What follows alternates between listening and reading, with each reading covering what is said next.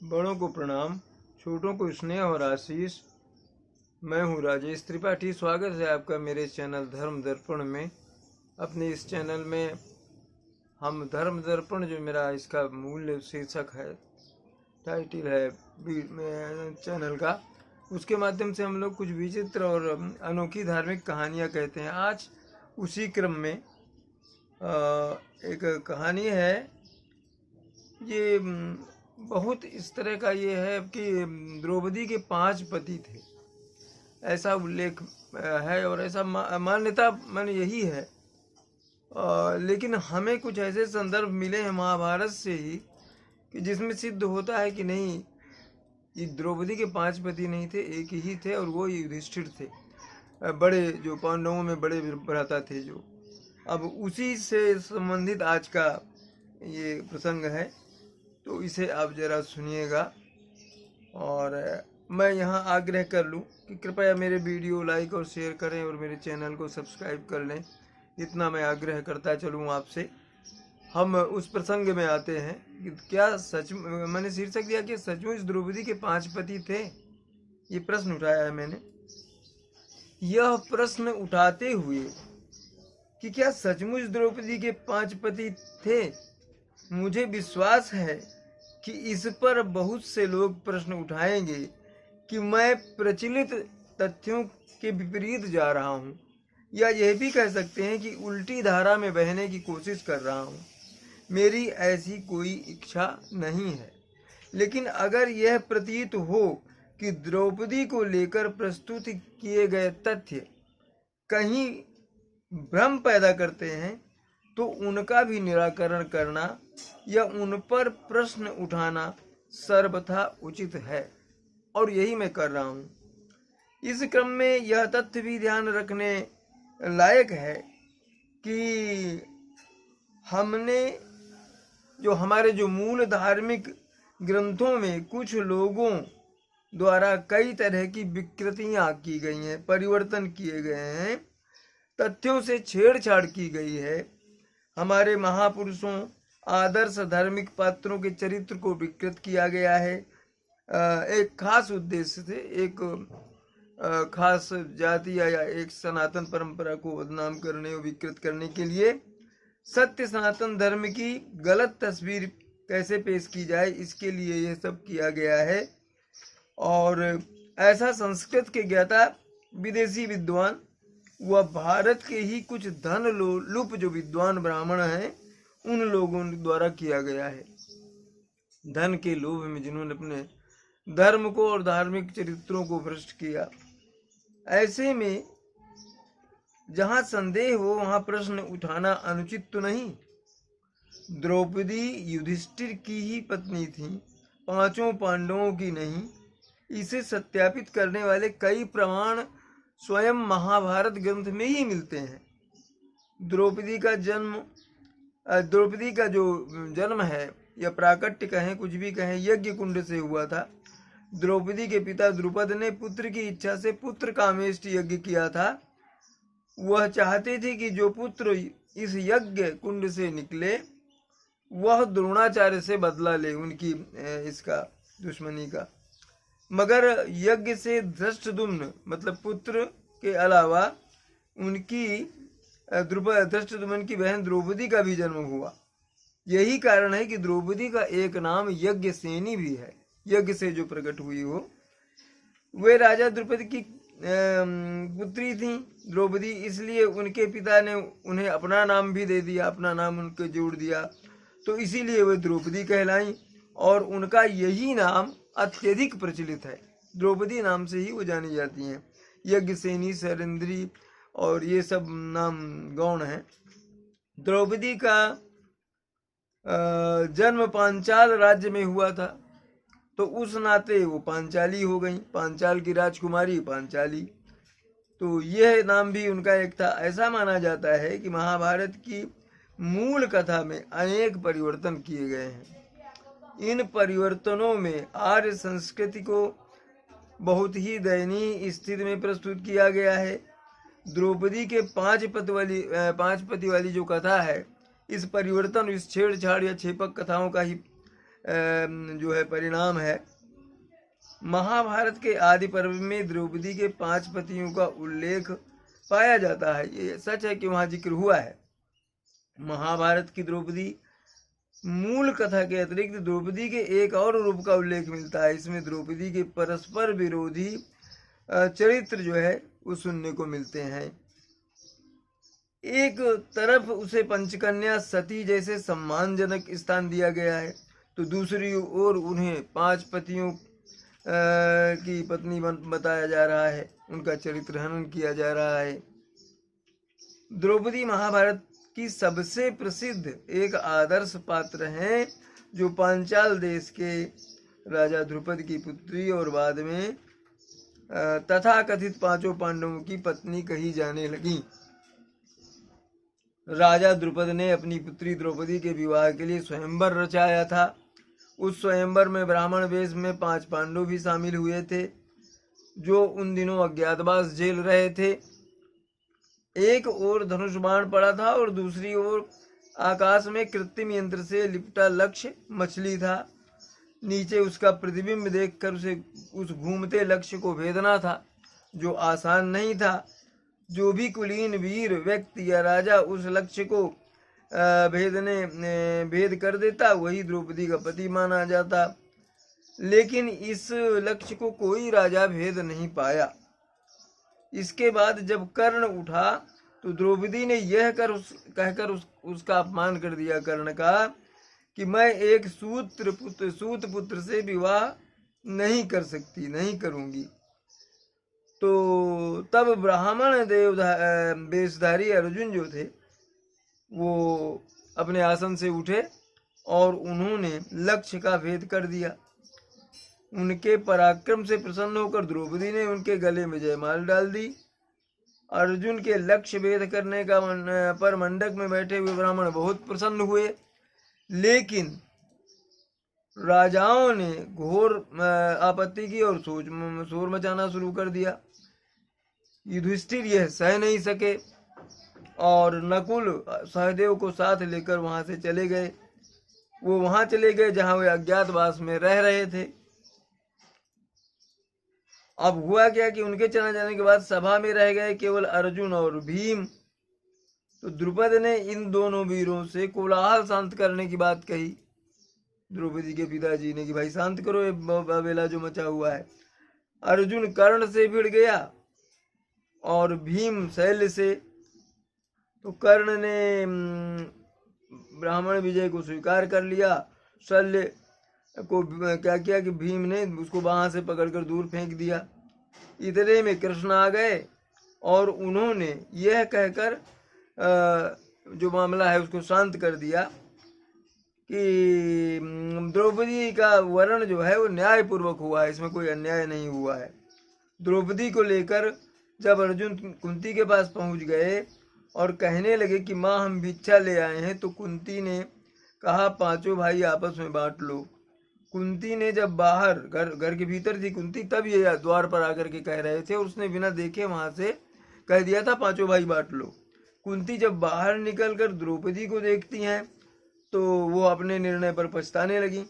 यहीं से द्रौपदी के 5 पति वाली कथा प्रारंभ होती है। यहाँ प्रश्न यह उठता है कि अगर पांडवों ने माँ से यह कहा कि वे भिक्षा लाए हैं, तो माँ ने घर के भीतर से कह दिया कि आपस में बांट लो, लेकिन जब बाहर उन्होंने पाया कि पुत्र भिक्षा नहीं एक स्त्री लाए हैं, तो क्या वे अपना निर्णय बदल नहीं सकती थी? उनका कहा क्या ब्रह्मवाक्य था कि बदला नहीं जाए? एक स्त्री को 5 पुरुषों में बांटने का अधर्म वे क्यों करती, वो भी एक स्त्री होते हुए? माँ ने वस्तु समझकर बेटों से उसे आपस में बांटने की बात कही थी, जैसा वो सदैव कहा करती थी जब भी वो बाहर से कुछ लेकर आते। स्त्री को वस्तु की तरह 5 भाइयों में बांटने की बात उन्होंने नहीं कही थी। द्रौपदी के 5 पति होने की यह छेपक वो बाद में गढ़ी गई कहानी तो है, पर सत्य नहीं है। वह द्रौपदी जैसे चरित्र के साथ जो है उचित व्यवहार नहीं होता इस तरह की कहानियों से। द्रौपदी जैसी विदुषी नारी के साथ इस तरह से बहुत बड़ा अन्याय किया गया है। छेपक व सुनी सुनाई बातों के आधार पर द्रौपदी पर कई लांछन लगाए गए हैं, जिससे वह अत्यंत पथभ्रष्ट और धर्मभ्रष्ट नारी प्रमाणित हो। ऐसा किया गया है छेड़छाड़ करके। एक और धर्मराज युधिष्ठिर जैसा पराक्रमी उनका पति है, जिनका सर्वत्र जो है सभी जगह गुणगान ही किया जाता है, और दूसरी ओर द्रौपदी का तर्कहीन आरोप लगाए गए उन पर। सबसे गंभीर आरोप तो यही कि उनके 5 पति हैं। एक कथा यह भी आती है कि द्रौपदी के स्वयंवर में उपस्थित ब्राह्मण वेशी वीर कौन हैं, यह पता लगाने के लिए राजा द्रुपद के पुत्र और द्रौपदी के भाई धृष्टद्युम्न पांडवों के पीछे पीछे उनका सही ठिकाना जानने और उनका वास्तविक परिचय समझने के लिए वेश बदल करके गए थे।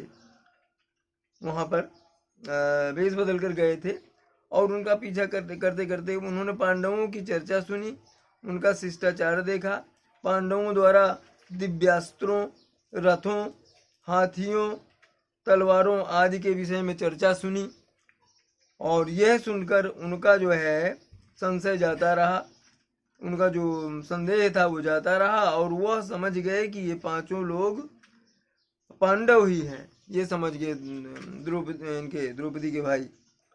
वह प्रसन्न होकर वापस आए और उन्होंने अपने पिता से कहा, पिताजी, जिस प्रकार वे युद्ध का वर्णन कर रहे थे उससे तनिक भी संदेह नहीं कि ये क्षत्रिय ही हैं। हमने सुना है कि वे कुंती पुत्र हैं जो लाक्षागृह अग्नि में जलने से बच गए थे। वो 5 पांडव जो हैं पांडुपुत्र ही हैं 5 पुत्र। से ये समाचार पाकर राजा द्रुपद जो है बहुत प्रसन्न हुए, और तब उन्होंने अपने पुरोहितों को पांडवों के पास भेजा कि उनसे यह जानकारी ली जाए कि क्या वह पांडु के पुत्र हैं। पुरोहित ने जाकर पांडवों से कहा, पांचाल नरेश, द्रुपद आप लोगों का परिचय जानना चाहते हैं। अर्जुन की और संकेत करते हुए वे इस वीर पुरुष को लक्ष्य भेद करते देखकर राजा बहुत प्रसन्न हुए। उनकी इच्छा है कि वे अपनी पुत्री का विवाह पांडु कुमार से कर दें। तो पांडु कुमार ने कहा, तब पुरोहित से धर्मराज युधिष्ठिर ने कहा, पांचाल राज द्रुपद ने लक्ष्य भेद की बातें रखकर अपनी पुत्री देने का निश्चय किया था। उस वीर पुरुष ने उसी शर्त को पूर्ण करके यह कन्या प्राप्त की है। परंतु हे ब्राह्मण, राजा द्रुपद की जो इच्छा थी वह पूर्ण भी होगी। युधिष्ठिर कह रहे हैं कि द्रौपदी का विवाह उसके पिता की आज्ञा अनुसार, इच्छा अनुसार पांडुपुत्र से ही होगा। इस राजकन्या को वे अपने लिए ग्रहण करने योग्य एवं उत्तम मानते हैं। दूसरी ने कहा कि मेरे लिए उत्तम है ये कन्या। अभी ये बात चल ही रही थी कि तभी पांचाल राज्य से एक व्यक्ति आया और उसने कहा, राजभवन में आप लोगों के लिए भोजन तैयार किया गया है, भोजन आदि की व्यवस्था है। आपको पूरे सम्मान के साथ पांडवों को जो है द्रुपद राज के यहाँ ले जाया गया। उन्हें देखकर राजा द्रुपद, उनके सभी मंत्री, पुत्र, मित्र बहुत प्रसन्न हुए पांडवों को देखकर। भीम विलास की सामग्री और ये सब छोड़ करके पहले जो है वो ये शस्त्रागार देखने चले गए। शस्त्रागार देखने चले गए, वहाँ सारा हथियार साज सामान था। ये देखकर राजा द्रुपद और भी प्रसन्न हुए और उनको ये ज्ञात हो गया, ये सिद्ध हो गया उनमें कि भाई ये वीर पुरुष ही हैं। पूर्ण विश्वास हो गया कि राजकुमार ये पांडुपुत्र ही हैं। युधिष्ठिर ने पांचाल राज से कहा, राजन आप जो है प्रसन्न हो, आपके मन में जो कामना पूर्ण हो गई है, जो भी कामना थी पूर्ण हो गई है। हम क्षत्रिय महात्मा पांडु के ही पुत्र हैं। युधिष्ठिर के वचन सुनकर महाराज द्रुपद बहुत प्रसन्न हुए। उन्होंने पांचों पांडवों के अपने राजभवन में ही ठहरने का प्रबंध कर दिया। वो पांडव वहीं रहने लगे। उसके बाद महाराज द्रुपद ने अगले दिन अपने पुत्रों के साथ जाकर युधिष्ठिर से कहा, पांडुकुल को आनंदित करने वाले ये जो महाबाहु अर्जुन जो हैं, आज के पुण्यमय दिवस में मेरी पुत्री को मैं प्राप्त करेंगे। मैं अपनी पुत्री का विवाह इनके साथ करना चाहता हूँ, और उसके बाद जो भी कुलोचित इनका अपना विधि विधान है वो करेंगे और पालन करेंगे उसका। तो इसके पहले जो है युधिष्ठिर जो है वो बोल उठते हैं कि राजन, विवाह तो मेरा भी करना होगा। धर्मपुत्र युधिष्ठिर अनुचित विवाह संबंध के लिए हट करते हैं। तो द्रुपद तब कहते हैं, क्या कहते हैं, नैकतस्य ब्रह्म वसुपुसं श्रूयते पतया न क्वचित् लोकवेद विरुद्धं त्वं नाधर्म धर्म विच्छुभिः कर्तुमर्हसि कौन्तेय कर्मार्थे बुद्धिरीदृशी। इसका अर्थ यह हुआ कि एक स्त्री के अनेक पति नहीं होते। अनेक पति वाली बात आर्य संस्कृति, आर्य समाज में प्रचलित नहीं है। वह लोक में प्रचलित प्रथा के विरुद्ध है और वेद भी इसका विरोध करते हैं। हे युधिष्ठिर, तुम अधर्म का कार्य तुम क्यों करने लगे? तुम्हारी ऐसी धर्म विरोधी बुद्धि कैसे हो गई? ये द्रुपद बोले। महाभारत में ही ऐसे उदाहरण हैं जो यह प्रमाणित करते हैं कि द्रौपदी के एक ही पति थे और वे युधिष्ठिर थे। महाभारत के आदि पर्व में 32वें अध्याय में लिखा गया है, तम ब्रवीत ततो राजा धर्मात्मा च युधिष्ठिरम् ममापि दर संबंध कार्यस्तावद विशापते। तो ये वहां पर उल्लेख है महाभारत में। तब धर्म राजा युधिष्ठिर ने उनसे कहा कि राजन, विवाह तो मेरा भी करना होगा।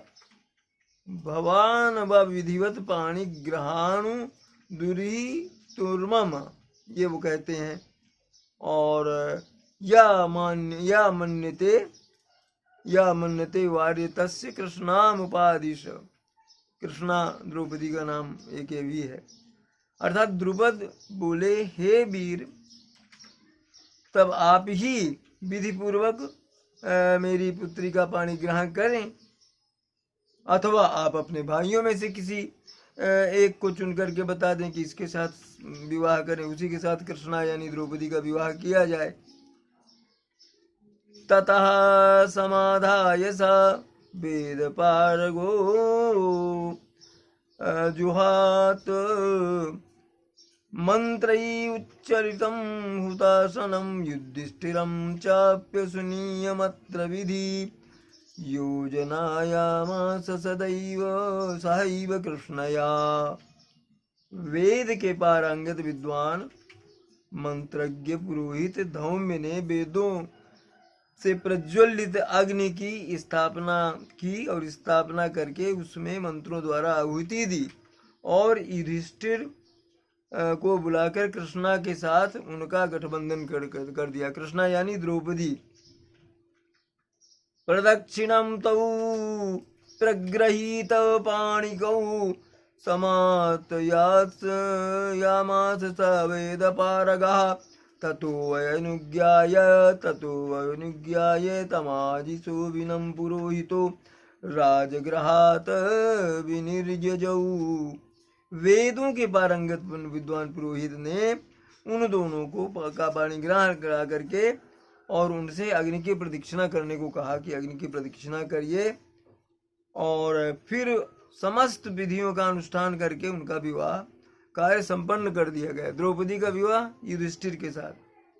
तत्पश्चात संग्राम में शोभा पाने वाले युधिष्ठिर को अवकाश देकर पुरोहित जी भी उस राजभवन से बाहर चले गए। महाभारत के इस पूरे प्रकरण से ज्ञात हो रहा है कि द्रौपदी का पाणिग्रहण अर्थात विवाह संस्कार केवल युधिष्ठिर के साथ ही हुआ था। युधिष्ठिर ही उसके पति थे, न कि पांचों पांडव। इसके बाद द्रुपद ने युधिष्ठिर से कहा, हे वीर, तब आप ही विधि पूर्वक मेरी पुत्री से विवाह करें, अथवा आप अपने भाइयों से कह दें। तो यदि कुंती ने, अच्छा इसमें ये लिखा था, यदि कुंती ने पांचों बांट खाओ कह भी दिया था, तो मूल कथा जो है, मूल कथा में कुंती को के मुख से ये शब्द निकले ही नहीं। तैत्तिरीय जो ये है, तैत्तिरीय जो ये उपनिषद है, उसमें जिक्र आता है कि एक सूक्ति उसमें आती है कि यान्यास्माकं सुचरितानि तानि त्वयोपास्यानि न इतराणि। इसका अर्थ यह होता है कि कुंती कहती है इससे द्रौपदी से कि जो हमारे लिए जो सुंदर चरित्र है उसकी ही तुम उपासना या अनुसरण करो, इसके सिवा और किसी चीज की नहीं। तो इससे प्रमाणित होता है कि वे 5 पति वाली नहीं, एक ही पति के लिए वो कह रहे हैं। द्रुपद के कहने पर पुरोहित धौम्य ने वेदों में जो भी ये मंत्र से करके कहा, और कुंती ने जब आशीर्वाद दिया तो आशीर्वाद क्या देती, पुत्री जैसे इंद्राणी इंद्र में, स्वाहा अग्नि में भक्ति भाव से उपस्थित रहती है, उनके प्रेम रखती है उनसे, उसी प्रकार तुम भी अपने पति में अनुरक्त रहो। इस संदर्भ को सत्यापित करता हुआ महाभारत का एक श्लोक है। श्लोक में क्या कहा गया है, यथेन्द्राणी हरिहरे स्वाहा चैव विभावसी रोहिणी व यथा सोमे दमयन्ती यथा नले यथा वैश्रवणे भद्रां वसिष्ठे चाप्य अरुन्धति यथा नारायणे लक्ष्मी तथा त्वं भवभर्तरि जीवसूर्वी सुभद्री बहुसौख्य समन्विता सुभगा भोग संपन्ना यज्ञ पत्नी पतिव्रता। इससे सिद्ध है कि द्रौपदी का विवाह अर्जुन से नहीं बल्कि युधिष्ठिर से ही हुआ। इस सारी घटना का उल्लेख आदि पर्व में दिया गया है। महाभारत के आदि पर्व में उस साक्षी पर विश्वास करते हुए दुष्प्रचार से बचना चाहिए कि द्रौपदी के 5 पति थे। कुंती भी जब द्रौपदी को आशीर्वाद दे रही है तो कहा है कि तुम अपने पति में अनुरक्त रहो, पतियों में नहीं, पति में अनुरक्त रहो। उन्होंने पति शब्द का प्रयोग किया है, पतियों का नहीं। स्पष्ट हो जाता है कि द्रौपदी एक ही पति था, युधिष्ठिर को ही की पत्नी थी, 5 पांडवों की नहीं। कुंती ने द्रौपदी को आशीर्वाद दिया कि रूप लक्षण संपन्ना शीलाचार रसमन्वितां द्रौपदीं वदत प्रेमणा अप्रथा आशीर्वचनैः स्नुषां जीव सूर्यो रसूर्भद्रे बहुसौख्य समन्विता सुभगा भोग संपन्ना यज्ञ पत्नी पवित्रता पतिव्रता।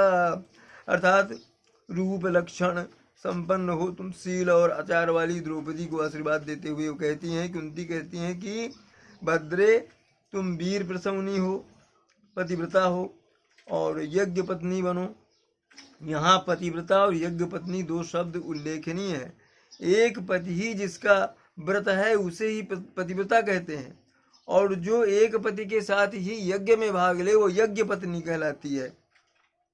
तो यदि यह मान लें कि द्रौपदी के 5 पति थे तो फिर क्या वो इन जो प्रमाण हैं इन प्रमाणों में खरी उतरती हैं? नहीं उतरती। इससे यह सिद्ध होता है कि 5 पतियों वाली कथा जो है बाद में जोड़ी गई, इसका सशक्त सटीक प्रमाण विराट पर्व में भी मिलता है। प्रमाण ये है कि भीम कीचक का वध करने के बाद कहते हैं, क्या कहते हैं भीम?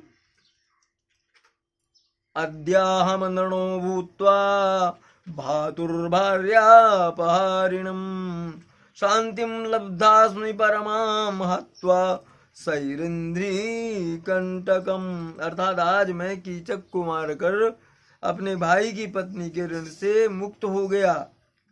यहाँ भी भीम को, द्रौपदी को अपनी भार्या नहीं कहता, वो कहता है कि मेरी भाई की पत्नी है, उसकी मैंने रक्षा की कीचक से। महाभारत के इन प्रमाणों से यही सिद्ध होता है कि द्रौपदी के 5 पति होने की कथा बाद में जोड़ी गई, और ये ऐसी छेपक कथा को जोड़ने वालों का उद्देश्य क्या रहा होगा ये तो ये वही जानते होंगे। प्रमाणित होता है, इससे प्रमाणित होता है कि द्रौपदी के साथ बहुत अन्याय किया गया। द्रौपदी को लेकर जोड़ी गई इन छेपक कथाओं से भारतीय संस्कृति का अहित और अपमान हुआ है। यह प्रश्न भी स्वाभाविक रूप से उठ सकता है कि जब स्वयंवर अर्जुन ने जीता तो विवाह युधिष्ठिर से क्यों हुआ? तो ये प्रश्न हो सकता है। द्रौपदी के 5 पति की कल्पित कथा पर प्रश्न क्यों नहीं उठाती? द्रौपदी के विवाह का संपूर्ण वर्णन मात्र 4 श्लोक में है, जिसका वर्णन हम पूर्व में ही कर चुके हैं। द्रौपदी ने स्वयं को युधिष्ठिर की पत्नी कहा है। जब उनको कीचक बहुत परेशान करता है तो वे भीम के पास जाकर कहती हैं, क्या कहती हैं द्रौपदी? आशोच्यं त्वं कुतस्तस्य यस्य भर्ता युधिष्ठिरः जानन् सर्वाणि दुःखानि किं मां त्वां परिप्रेक्ष्यसि। द्रौपदी कहती हैं कि जिस स्त्री का पति युधिष्ठिर हो वो बिना शोक के, बिना दुख के कैसे रह सकती है? ये पूछते क्यों हो तुम मुझसे? धृतराष्ट्र ने भी द्रौपदी को युधिष्ठिर की पत्नी कहकर ही संबोधित किया। ये श्लोक भी यही प्रमाण करता है। महाभारत में सभा पर्व का है ये। हतो वसि दुर्योधन मंद बुद्धे यस्त्वां सभायां कुरु पुंगवानां स्त्रियं सभा भाषसि दुर्विनीत विशेषतो द्रौपदी धर्म पत्नी। उनको धर्मराज भी कहते थे युधिष्ठिर को।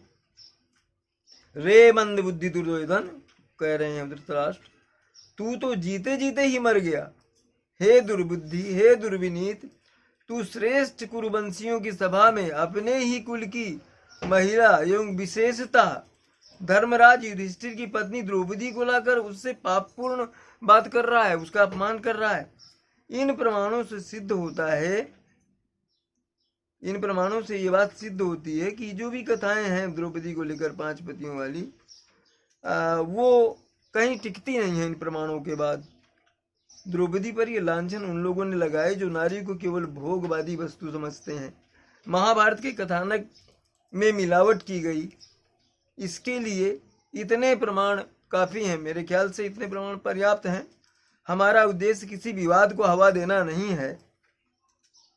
हम नहीं चाहते कि किसी विषय पर चर्चा हो तो समग्रता में, हम यही चाहते हैं कि किसी विषय में चर्चा हो तो समग्रता से हो, संपूर्णता से हो, उसके हर पक्ष का सम्यक विवेचन हो। अगर उस पर प्रश्न उठ रहे हों तो उन पर भी गौर करना चाहिए। हमारा उद्देश्य द्रौपदी के जीवन से जुड़े उस पक्ष को उजागर करना था जिसका उल्लेख ज़्यादातर नहीं ही होता है, और उद्देश्य द्रौपदी के जीवन का एक अलग पक्ष प्रस्तुत करना था। इसलिए कोई इसे अन्यथा न ले। यह एक तथ्यात्मक ये था, रिपोर्ट थी, इसलिए हमने इसको पेश की।